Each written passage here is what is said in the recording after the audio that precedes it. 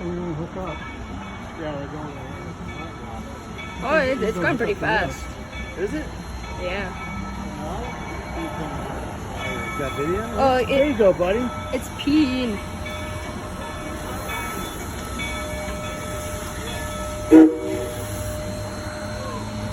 Why that kind of scare me? I don't know. Bruh.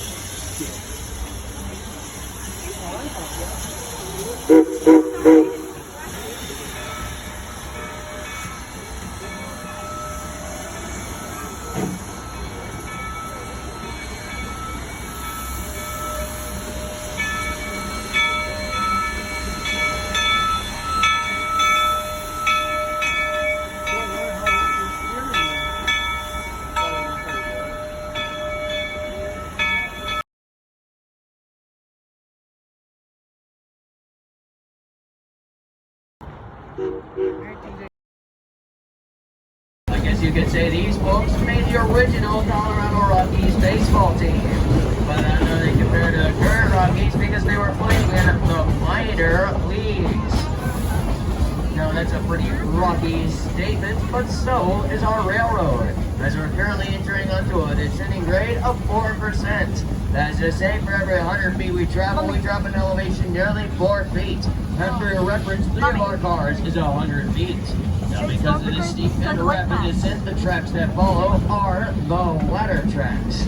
And this railroad, like the original GB&L, has been constructed as a narrow gauge line. Unlike Union Pacific or Amtrak, which are standard gauge. The difference is that no cement nor mortar, but merely gravity and friction alone hold in these walls.